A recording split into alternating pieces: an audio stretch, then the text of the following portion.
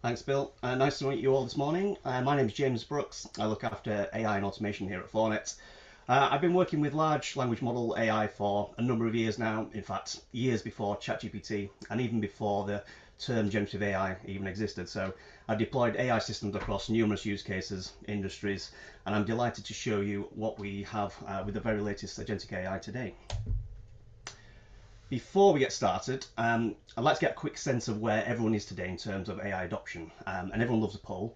So on screen, if you can take a few seconds just to answer the questions for us, and then we'll move into the main presentation. But we're just trying to get an understanding of whether you're at the early exploration stage, running pilots, or whether you've already started to scale AI into live services. The results are just for us, so we won't be sharing them back to the group, so it's completely anonymous.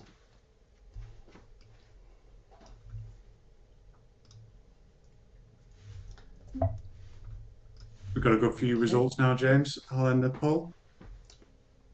Cool, and as you mentioned, Bill, at the start, as we go through, please feel free to drop questions into the chat at any time. There's a couple of places for me to pause and catch breath, so at that point, Bill will collate some of the questions and can ask them to me, and then I'll answer them at those points as well. There'll be Q&A at the end as well, so if something sparks a thought, don't wait, just drop it in the chat. Okay, let's dive in. Here we go. Welcome to Operion from Fornet. Operion agents are a class of agentic digital employees, each specializing in a specific task within customer operations. They're designed to work independently or together as an orchestrated team, delivering fast, accurate, and consistent service across voice, chat, email, and more. Today, we're working with Alice. Alice is your AI-powered voice assistant. Calm, articulate, and responsive, Alice handles spoken conversations just like a trained call center agent. Let's listen in and hear Alice in action.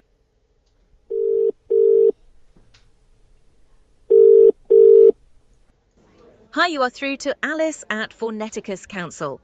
How may I help you today? Oh, hi, Alice. I'm just calling because we woke up this morning Okay. and there's no heating in the house. I'm sorry to hear that you have no heating this morning. Let's see what we can do to help. Before we go further, can you please confirm your postcode and your house number, house name, or flat? House number 6 and postcode is LS26 8DU. Okay. Thanks, that's all verified. When did the heating stop working this morning? I don't know what time it didn't come on, but when we woke up, the radiators are usually on, and they weren't this morning. Okay, thanks for that. Is the issue affecting both your heating and hot water, or just the heating? Yeah, both heating and the hot water as well. Right. Have you tried resetting your heating system or the boiler to see if that helps? I put the thermostat up, but that didn't help, or didn't make it come on. I haven't turned the switch on and off. Let me try that now. Hold on a second. Okay, please go ahead and try turning the heating system or boiler off and then on again while I stay with you. Let me know if anything changes. Well, it's just coming on again now. No, nothing's That's good to changed. It's not come back on, but there's a red flashing light on the front now.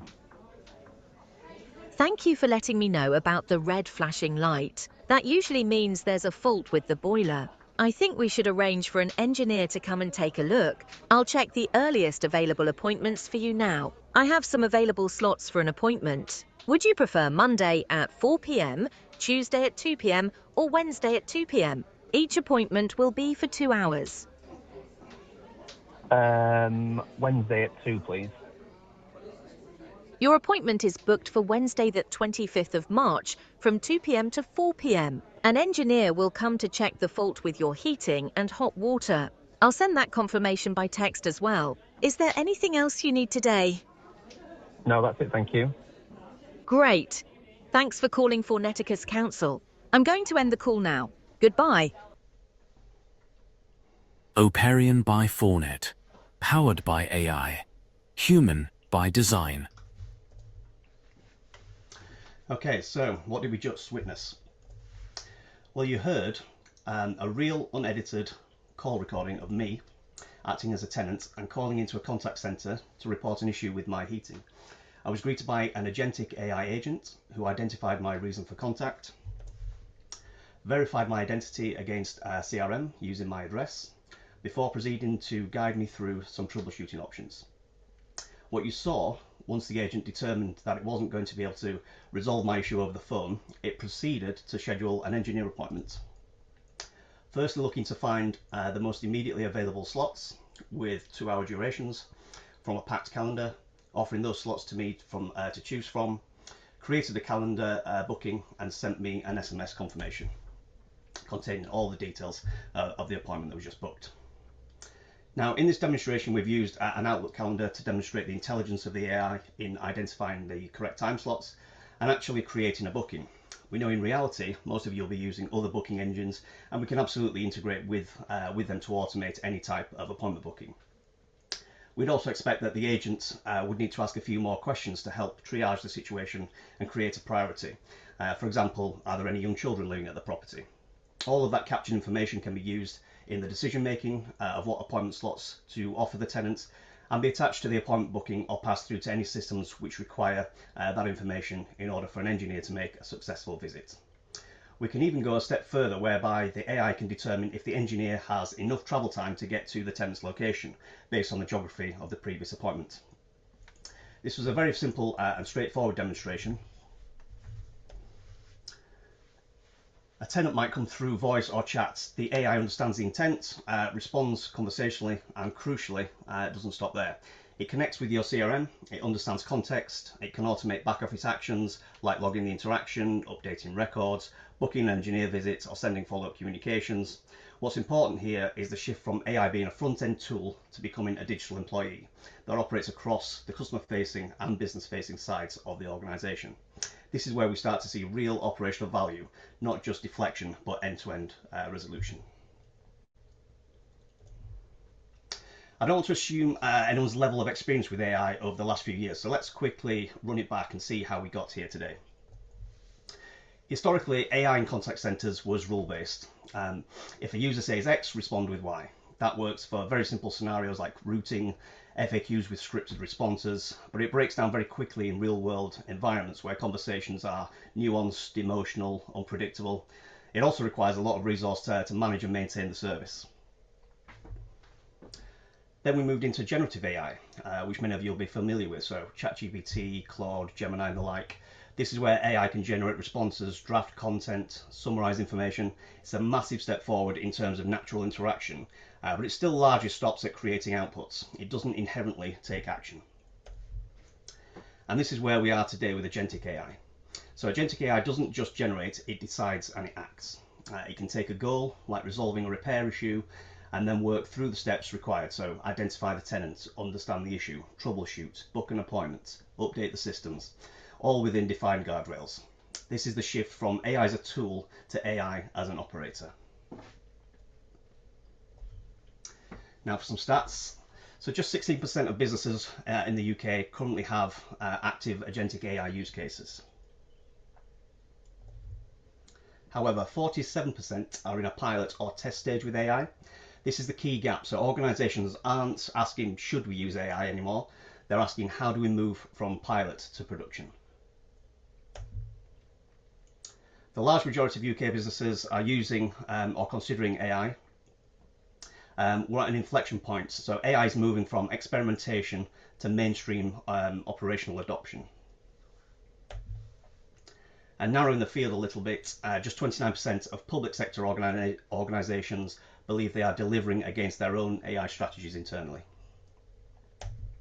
So what? Well, the gap isn't awareness, it's operationalization. Easy for me to say. There is some organic adoption of AI tools for individuals, but little systemic rollouts or strategy. And we're seeing a lot of isolated experimentation with no transformative benefits. And this is exactly where Fornet comes in. We've been through this journey, not just from a technology perspective, but from an operational one as well, where we understand how to move from idea to use case, to working solution, to measurable outcome. And critically, how to do that in a way that fits within the realities of housing organisations, constrained resources, legacy systems, and the need to protect vulnerable people. Security is understandably one of the biggest concerns we hear, and rightly so. So everything we design is built with enterprise-grade security from the ground up. Data stays within agreed regions. Nothing is used to train external models, and governance is built into the solution. So you're not having to retrofit controls after the fact, they're there from day one. Now, agentic AI sounds powerful, and it is, but it must operate within clear boundaries. We design these agents to follow defined business rules, operate within policy, and escalate to a human when needed. So you retain oversight at all times, accountability, and you can trust in the outcomes. And the third critical element is integration. An LLM-powered AI on its own doesn't deliver value. It's the connection into your systems and applications that empower the AI and deliver end-to-end automation and efficiencies. We built strong integration capability across housing platforms, and we also work closely with Manifest Software to bring that domain expertise into systems like NEC and Keystone. That reduces the risk, speeds up delivery, and ensures that AI is actually embedded into your operations, not just sitting alongside them. So I'll take the first pause for breath at this point. Bill, and if we've had any questions so far. We've just had one actually so far, but someone's basically asked, saying that they've got Copilot installed, like integrated already, and just wondering basically how is it any different? And James, just let you know your camera's not come back on since the video. Oh, that's okay. Yeah, really good question. So Copilot it's a really powerful tool. We've rolled out Copilot internally here at 4Net as well, but it's designed primarily to support people in their day-to-day tasks, right? So things like drafting emails, summarizing documents, or helping agents during interactions. What we're talking about today is slightly different. So the appearing agents are designed to take action, not just assist. So rather than helping a colleague write a response or look something up, an agentic AI can handle the conversation directly with the tenant. So it can carry out the ID&V that you saw in the demonstration. It can troubleshoot, can book an appointment, can update all the relevant systems that a human agent would interact with as part of that transaction or journey, all end-to-end without a human needing to be involved in that process. So this is how I would frame it. So Copilot enhances your workforce. Agentic AI extends your workforce. So hopefully that makes sense. Yeah. Cool. Okay, let's move on. Yeah, no. Just had another one actually. Does this data automatically go into Microsoft Dynamics? It can do, yes. Yep. So all of the insights, so all of your kind of performance kind of metrics, all of your contact center type metrics that you'd expect from a volumetric perspective, all of that can be reported in multiple ways. So if you did want to ingest it into your own systems, absolutely, you can pull that. Our platform does come with analytics built in as well, so you do get to kind of see the real-time performance of the platform and the individual agents that are acting, as well as historical data as well. Cool. That's good. So what are appearing agents? So in simple terms, they're digital employees. Each one is designed to perform a specific role, whether that's handling chats, voice calls, making bookings, or indeed emails as well. They can operate independently or as part of a coordinated team. What makes them powerful is that they share context, they operate across channels, and they are trained on your processes, your tone of voice, and your systems. So from a tenant perspective, it feels consistent, human, and seamless, but it's delivered at AI speed. The appearing family is growing all the time, but on screen you have the top 4 agents that we think can deliver the right outcomes for your use cases. So beginning with Alia, she's a chat agent. She's your digital front of house, always available to answer questions, check statuses, perform tasks. They can interact through chat on the website, for example, or through messaging platforms like WhatsApp, for a truly always-on user experience. We saw Alice in action at the beginning of today's webinar, the voice of your operation, empathetic, professional, and efficient. Apollo can schedule anything from a simple callback to an engineer visit. They provide that level of intelligence to apply business rules and create only the most appropriate booking schedule. and Ella manages your emails. They're able to categorize and go through your inbox in real time, move emails into folders, forward urgent emails to a human or a work queue, and can even draft and send responses, but only if you want them to, of course. So through our own research into this sector, we've identified some key use cases where we think our Operion agents can really add value. So the top one, maintenance and repairs, as we saw with the demo, the agent can complete IDMV, can triage the case, use a knowledge base to try and troubleshoot any issues over the phone, and ultimately book an appointment to resolve the issue in person if required.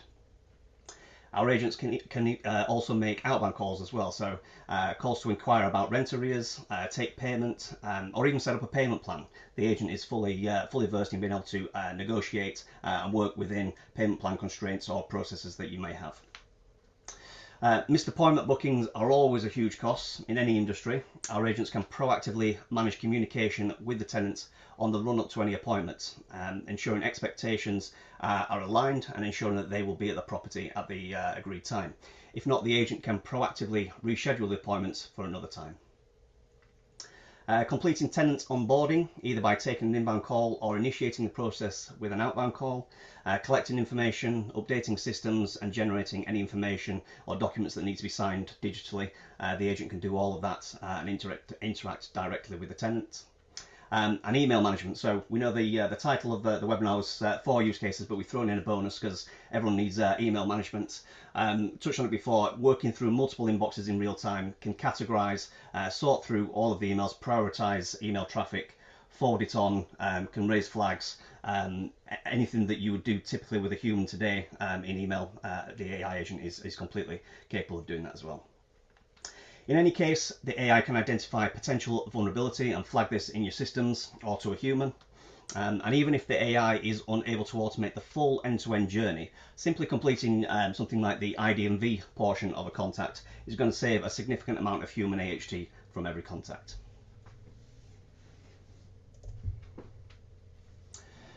Now this slide is not as complicated as it may look. This slide shows how it all works from a technical perspective. At the center is the intelligence layer, so in the middle there, and our intelligent platform sits in there, orchestrating all the interactions across voice, chat, and email through integration with your CCaaS platform at the top there.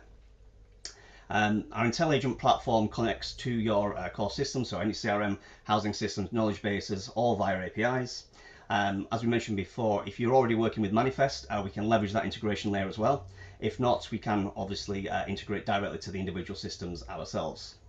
The key point is we're not replacing your systems, we're enabling them to be accessed and acted upon intelligently.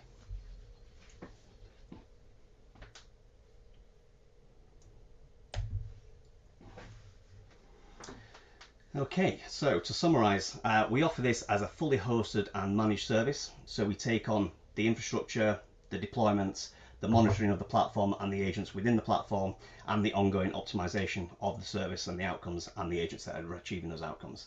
That removes the technical burden from your teams and allows you to focus on outcomes rather than platform management. Before any build, we start with strategy. And that's about identifying the right use cases, not just what's possible, but what will deliver value.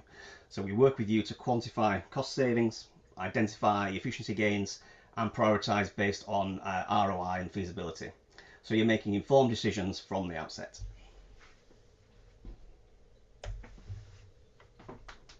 We can consult and assess your AI readiness. So that's analyzing your data, your processes, your systems and the governance that you have in place, because successful AI deployment isn't just about technology, it's about whether the organization is set up to support it as well.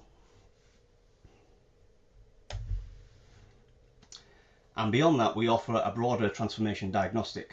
This looks at your operations end to end, where inefficiencies exist, where demand is being generated unnecessarily, and where automation or redesign can have the biggest impact. So AI becomes part of a wider improvement strategy, not just a standalone initiative. I'd also like to take this moment to shout out to our interaction analytics practice led by the brilliant Tracy Howson. Keep an eye out for future webinars where Tracy will be talking through the benefits of speech analytics in particular. Or if you can't wait, you can reach out to us now and we'll send you our analysis of how both real-time and retrospective speech analysis can deliver benefits in your industry. I mentioned at the start that we have conducted our own sector research as well. We're making all of that research available upon request. And again, reach out if you'd like to receive a copy of the benchmarking report. There's a ton of detail in there. It's available at sector level as well as individual organisational level as well.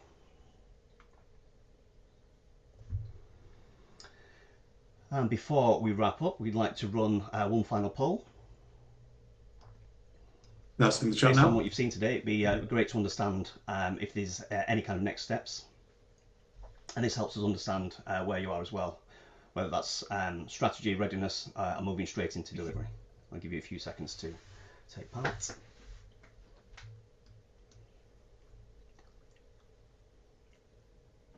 We do have a few questions, James, as well, which we can run through in a second. Okay.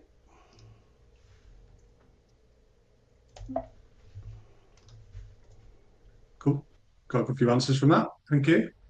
So the first question, James, was basically someone saying that they've got a small IT team, and the concern that a platform like this is going to put them under unnecessary pressure. Would you advise adding more people to the team to help manage a platform like this?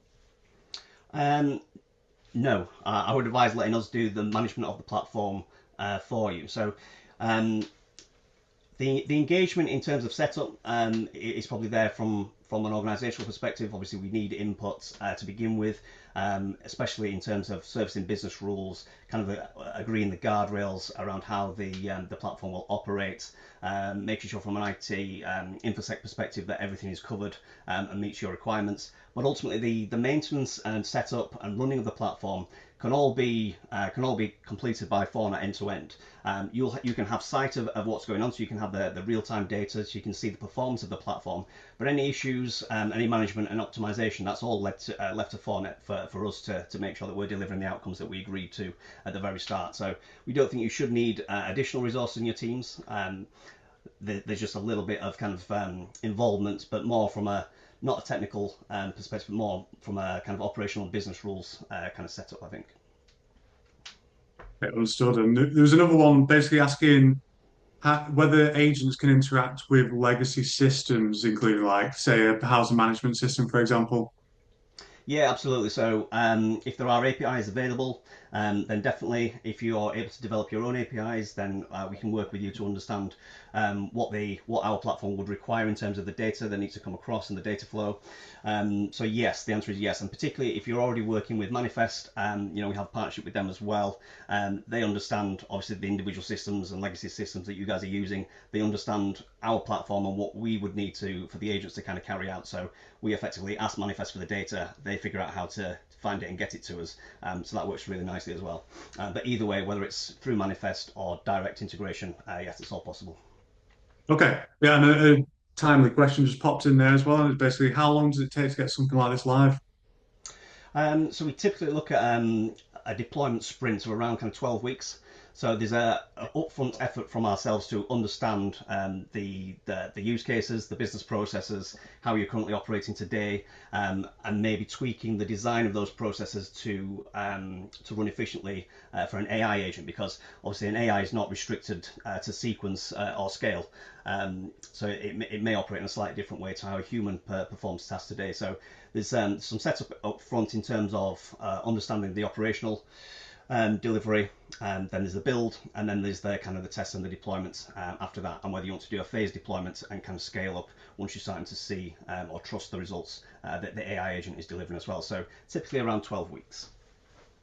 Okay. And there was a final one just in the chat as well. It was just basically asking, how do you make sure that the AI is not giving out the wrong answers, and also how do you make sure it's staying on script as well? Yeah, I mean that's a really important question, and the key thing is we're not giving it a script, because I think that's what we're saying. Originally, AI was scripted, so it was artificial, but it wasn't intelligence. It was a representation of the intelligence of the person that programmed it, really. So we're not giving a script, but we are being very strict around objectives and rules that we give it. So it's something that we designed very deliberately for. So agentic AI operates within clearly defined guardrails. It's not just left to decide freely. We define what actions it can take, when it can take them, and when it must stop or escalate to a human. So for example, if it can troubleshoot and book appointments, but it won't make policy decisions or handle anything outside of its scope. On top of that, we can build in oversight, so every interaction is traceable, auditable, and continuously reviewed as well. So it's about controlled autonomy, not uncontrolled automation.